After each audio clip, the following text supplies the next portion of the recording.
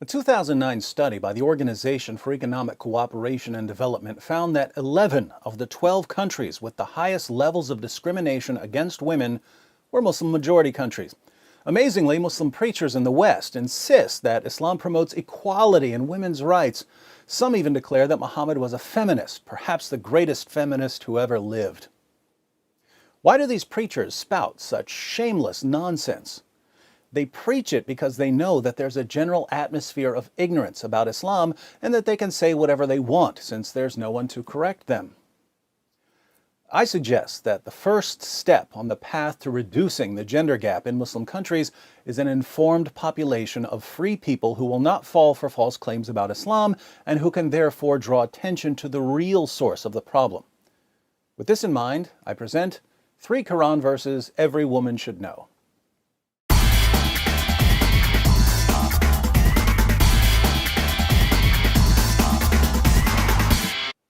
Now, before everyone fills up the comments section with, David, why didn't you bring up Surah 4:3 or Surah 4:24, Surah 65:4, or basically all of Surah 33, let me say that I know there are a lot of relevant verses here, but there's simply too much material to present all at once, so I've selected 3 verses that are especially relevant to the high levels of discrimination against women in Muslim countries. First, Surah 2, verse 282 of the Quran is an outrageously long verse dealing with contracts. But there's an interesting part in the middle that says, "And get 2 witnesses out of your own men, and if there are not 2 men available, then a man and 2 women, such as you agree for witnesses, so that if one of them, one of the 2 women, errs, the other can remind her. If 2 men aren't available as witnesses, then get a man and 2 women." Here we find the Islamic principle that the testimony of a woman is worth half the testimony of a man. Why is this? Muhammad explains in Sahih Bukhari 26:58. The Prophet said, "Isn't the witness of a woman equal to half of that of a man?" The women said, "Yes." He said, "This is because of the deficiency of a woman's mind." The testimony of women is unreliable because women are, by nature, stupid. These teachings of Allah and Muhammad, combined with other problematic teachings, such as the need for 4 male witnesses if you're accusing someone of sexual sin, have made it enormously difficult for Muslim women to testify against men in court. According to the New York Times, human rights workers have noted that as many as half of the women who report being raped in Pakistan are charged with adultery. Second, in Surah 2, verse 223, Allah says, "Your wives are a tilth for you, so go to your tilth when or how you will."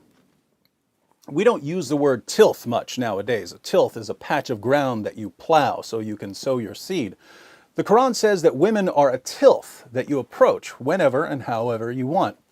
The historical background to this verse, according to Sunan Abu Dawud 2158 and 2159, which you can read by clicking the link in the description box, is that when Muslims moved to Medina, they began marrying women from Medina, and the women of Medina didn't want to have sex in certain positions. One woman told her husband not to come near her if he wanted sex in these positions. Let's read what happened. This tribe of the Quraysh, that was Muhammad's tribe, used to uncover their women intensely and seek pleasure with them from in front and behind and laying them on their backs. When the Muhajirun, the Muslim immigrants, came to Medina, a man married a woman of the Ansar.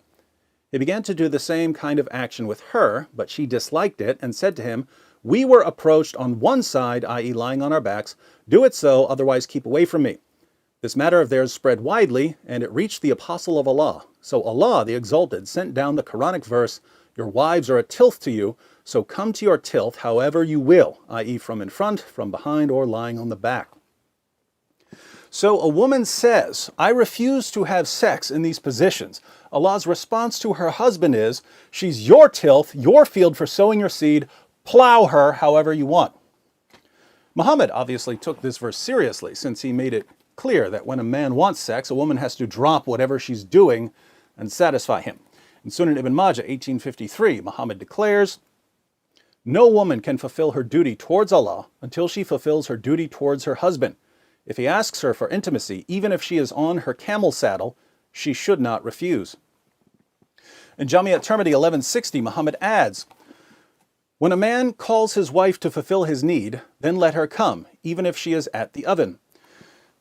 Third, Some women aren't as quick to obey their husbands as Allah and Muhammad demand. So what are Muslim men supposed to do about rebellious wives? Allah answers in Surah 4, verse 34.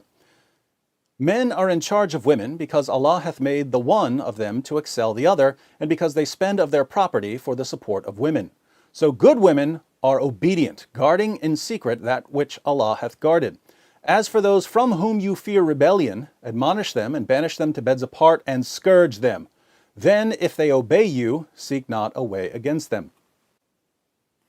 If your wife doesn't obey you, you warn her, banish her to a separate bed, and beat her until she does what you say.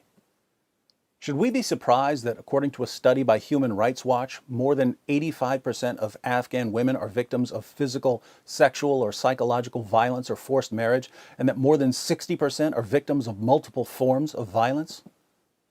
According to Allah and Muhammad, women are stupid. They're the property of men and have to submit themselves fully to their husband's sexual whims. Those who don't are to be beaten into submission. Numerous studies show the real-world impact of these teachings, and yet we're told by politicians, reporters, and Muslim groups that the discrimination against women in Muslim countries has nothing to do with Islam. Unfortunately for Islam's defenders, this discrimination against women was clear during the time of Muhammad. In Sahih Bukhari 58:25, Muhammad's child bride Aisha sees a woman whose Muslim husband beat her so severely her skin turned green. Aisha takes the woman to Muhammad and says, "I have not seen any woman suffering as much as the believing women. Look, her skin is greener than her clothes." This is Aisha, Muhammad's favorite wife, who's called the mother of the faithful, saying that Muslim women were being treated worse than pagan women. Why were Muslim women being treated so horribly? Here's why. And if you're expecting Muhammad to punish the man who beat his wife until her skin turned green, you haven't been listening. Muhammad rebuked the woman for being a bad wife. So Muslim women were viciously oppressed in the earliest Muslim community, and here we are 14 centuries later, and the situation hasn't changed. Why hasn't it changed? Because many Muslim communities today take that first Muslim community as their model. They take the teachings of Muhammad and the Quran as authoritative. If we want to see lasting change in our lifetimes, we have to challenge the pattern laid down by Muhammad and the Quran.